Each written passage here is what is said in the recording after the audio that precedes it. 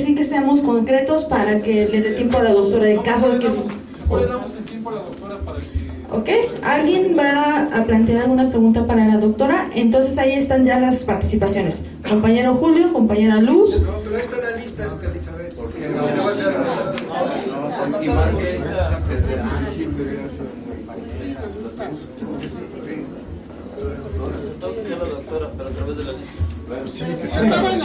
Ok, a ver, señalo y al que siga. Así como los mencioné, entonces seguiría el compañero Nuño, le va a hacer pregunta a la doctora, pero las hacemos generalizadas. Nuño, el compañero Julio, a la doctora. El compañero Ugalde, ¿no? Un comentario. Ok. La compañera Luz, sigue el compañero Benjamín. ¿A la doctora? Ok. ¿A la maestra Mónica? Sí, lo que pasa es que ya se puede dar clase, Pues ¿la dejaremos pasar? ¿O de una vez? Sí, de una vez. Y el compañero maestro, ¿cómo se llama? Humberto. Hasta ahí.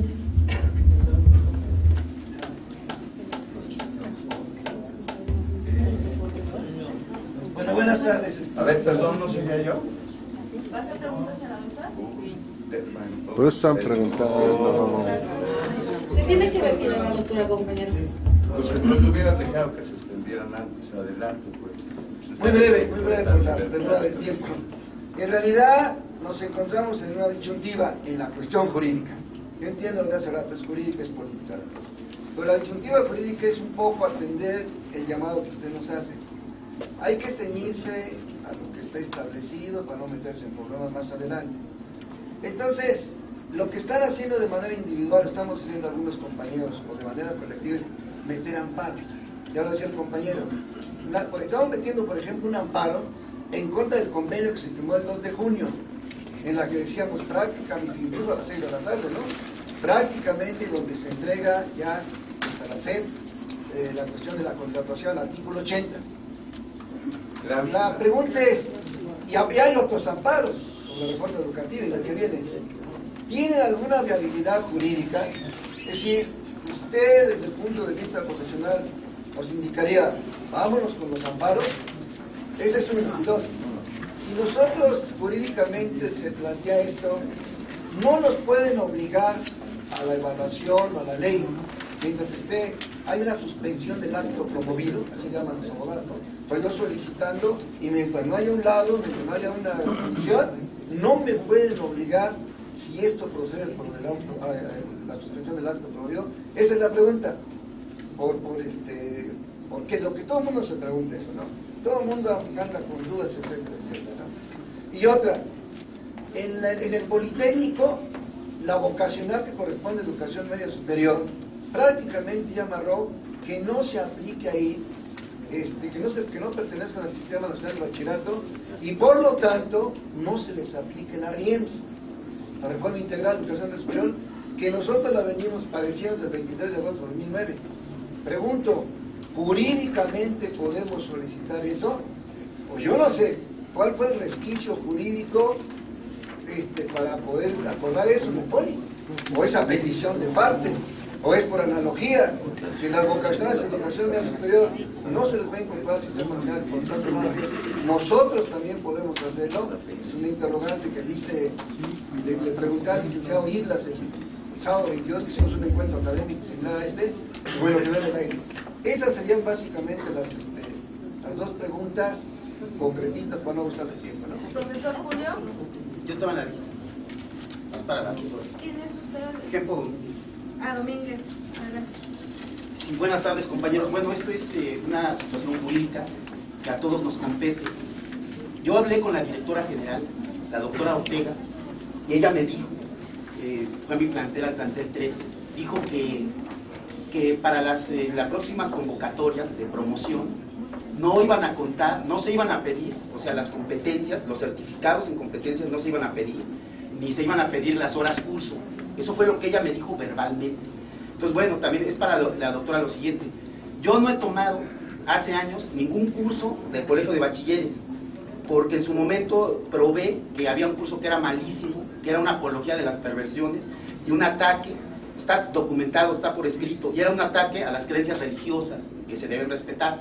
Entonces, yo prefería hacer la carrera de psicólogo en la UAM para decir, no, ¿de qué me sirven tus 300 horas cursos? Son malas. Yo prefiero una licenciatura que más me va a servir para darle clase a mis alumnos.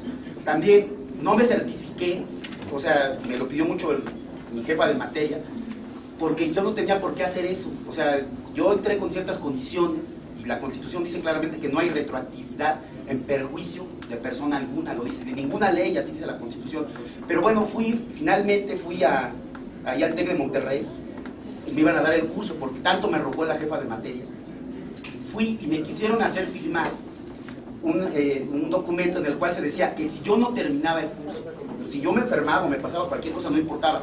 Si yo no terminaba ese curso de certificaciones, tenía yo que pagar 30,000 pesos. Entonces dije, no, pues yo no tomo nada. Entonces, bueno, las personas que fuimos contratadas cuando estaba el modelo constructivista, no había competencia.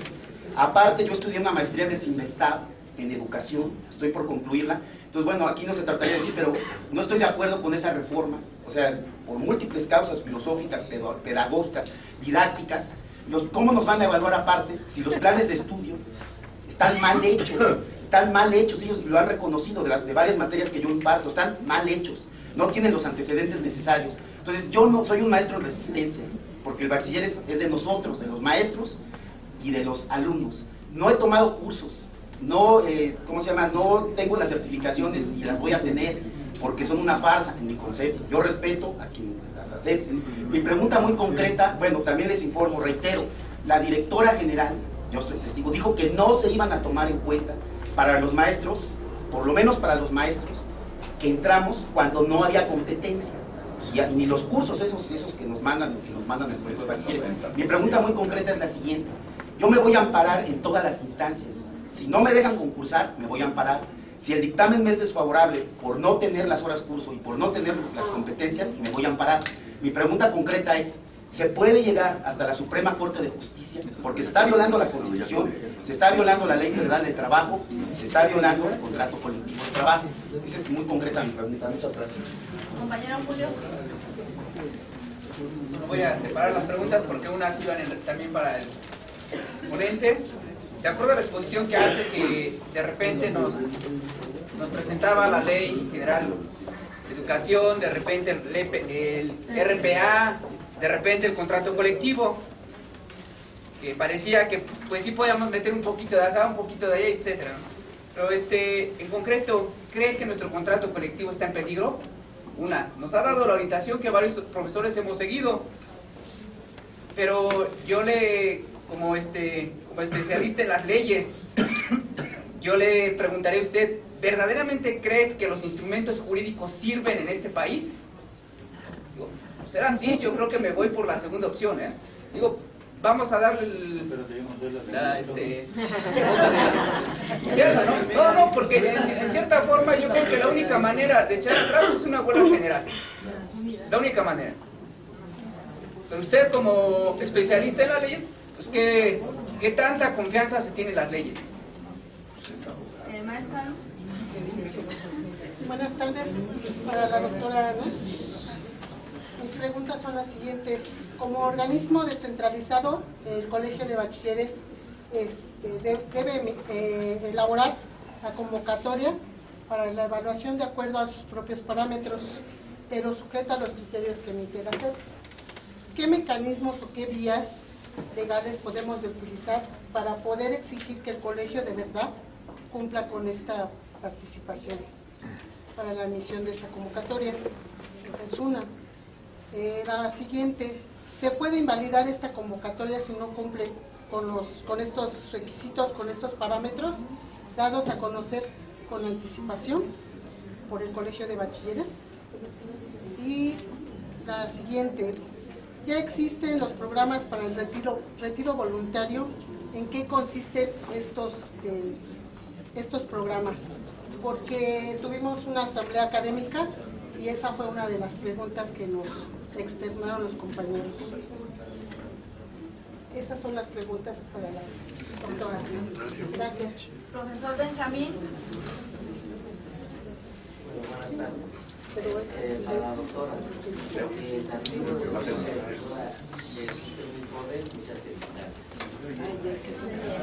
Guardamos silencio, compañeros, por favor, hasta acá al frente no se escucha la voz del profesor. La pregunta es la siguiente, y lo tengo por escrito porque es una de las situaciones que nosotros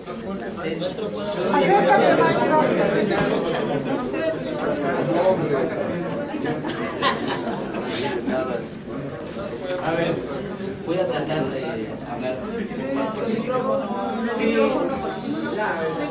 Guardamos silencio, compañeros, y le pasamos el micrófono.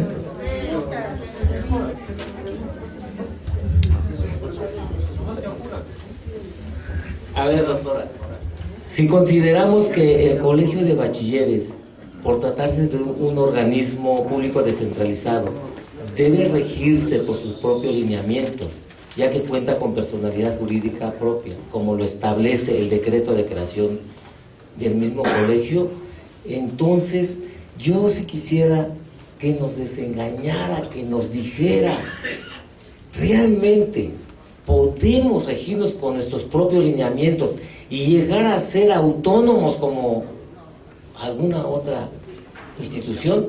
Esa es la pregunta que siempre nos hacemos y la que oportunamente incluso le hemos dicho y recalcado a nuestro abogado. Hay otras dos preguntas, pero oportunamente ya lo hicieron los otros compañeros. Gracias. Y por último la pregunta de la profesora Mónica.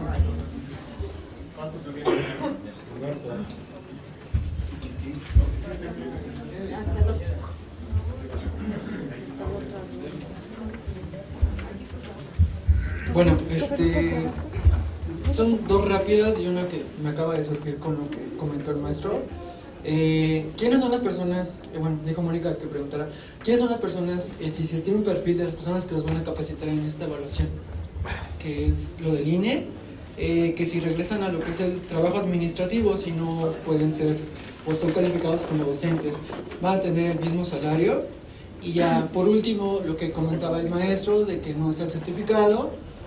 También había llegado el comentario de que los maestros que tienen más tiempo en colegio de bachilleres tampoco les iban a pedir ese documento de la especialidad. Si eso es cierto, o si ellos también están obligados a tomar el curso por parte de la Proformes, que salió el lunes la convocatoria. Y ya. Profesor Humberto, ¿es para la maestra? Por favor. Compañeros, para la maestra, ¿una pregunta? Rápidamente, bueno, saludo que nos hayan recibido hermanos, compañero que finalmente nos ha dado unos conceptos que son fundamentales que tenemos que platicar. Segundo, yo creo que es la cuestión completa. Algunos han generado esta pregunta, pero es bien, vamos, muy concreta, ¿no? El año pasado, antes de que se implementara esta reforma educativa que bien dice de carácter laboral, Hugo Aboites, especialista en educación, en la jornada publicó de que nuestro colegio de bachilleres, y por efectos de las leyes secundarias, si estamos hablando, vamos, de mala memoria de la ley secundaria, pero dice que los que tenemos, en este caso, una autonomía, vamos, propia y un reglamento que rige las condiciones como académicos, estábamos o podíamos solicitar estar excluidos de una reforma, de la reforma educativa que se crea en nuestro país. Por demás, podemos decir que el Colegio de Bachilleres ha diluido sus contenidos y que hoy brindamos una cuestión de carácter, vamos a llamarle medio superior, por debajo de lo mínimo aceptado, ¿no? Pero bueno, ese es un compromiso que decíamos, que en lo individual, que no significa no lo colectivo, estaremos siendo desarrollados, ¿no? Pero decíamos, Hugo Aboites decía, y es el espacio jurídico, si estamos todavía en tiempo y forma, porque bueno, las contradicciones son evidentes, ¿no? El Poli, a pesar de que la antigua directora Yorosochi pidió que no se implementara, sin embargo en la práctica se hizo, ¿no? Dado que quien tiene los dineros pues es el Estado, y si no se lleva a la práctica, pues no hay tal cuestión. Con lo que decimos, sí llevar la lucha en el orden organizativo, en nuestros colegios, el colegio es nuestro, sí, pero también decimos cómo llevarlo de manera alternativa jurídica para combatir la reforma sin, vamos, sin el deterioro que decía, ¿no? tenemos que cumplir porque esa es nuestra función. Si nos piden cursos, si nos piden capacitarnos, esa es nuestra función, ¿no? Para poder llegar y contarles el cuento a los alumnos. Pero en el otro sentido, el orden jurídico, que aquí cuestionaban el orden ético, en este país vamos a creer en una cuestión donde el derecho y la justicia en el país son diluidos, ¿no? Pero sí, cuando menos, generar un mecanismo si estamos todavía en tiempo y forma para hacerlo, ¿no? Porque hace 1 año y 6 meses se aprobó y dejaron pasar un tiempo determinado para que incluso como académicos, como colegio de bachilleres, no podíamos interponer un amparo, que fue hasta el mes de junio, ¿no? Que se llevó a cabo un convenio y se acabó el asunto. Pero, repito, si está la posibilidad legal para empezar, dice el compañero de Chapingo y solo la decisión en términos de la agricultura, si podemos abrir surco, porque para eso estamos como compañeros, ¿no? Compañero. Bueno, mi pregunta es concreta, ya abundaron mucho sobre esa parte, pero hay mucha incertidumbre en la cuestión de cómo se van a evaluar los docentes del sistema medio superior. Ya dieron la fecha que era mayo del 2015 por ahí. Si va a ser por asignatura, por contenido de asignatura, ¿con qué criterio va a tomar el colegio? Porque bueno, todos los docentes hemos sido evaluados constantemente, más cuando concursamos con muchos títulos. Y si en bachilleres, por ejemplo, yo tengo otra pregunta, que es la parte fundamental. Yo tengo la maestría y la pasantía en el doctorado en antropología social. Y cuando llevé mi papel, me dijo, ay, es que nomás hay un reglamento que dice que te toma cuenta hasta licenciatura. Yo le digo, ¿qué sentido tiene que yo pedí mi tiempo en colegios de bachilleres alrededor de 6 o 7 años para hacer la maestría y el doctorado, ¿sí? Con licencias? ¿Qué sentido tiene que yo estoy a punto de doctorarme y que yo no entro a un concurso desleal? Porque no me toman en cuenta la licenciatura y no me toman en cuenta ni la maestría ni la pasantía del doctorado. Digo, ahí sí, porque dice, ¿sabes qué? Se toma en cuenta hasta el título de licenciado y hasta ahí. Debería haber algún mecanismo jurídico que regule esta parte. No sé cuántos maestros tienen en mi situación, pero al menos en mí sí ha pasado esta parte. ¿Quién te lo dijo? Ok, cedemos la palabra a la doctora. De hecho, les comento que ella tiene que estar a las 3 de la tarde en Ecatepec, pero nos va a hacer el favor de sintetizar sus...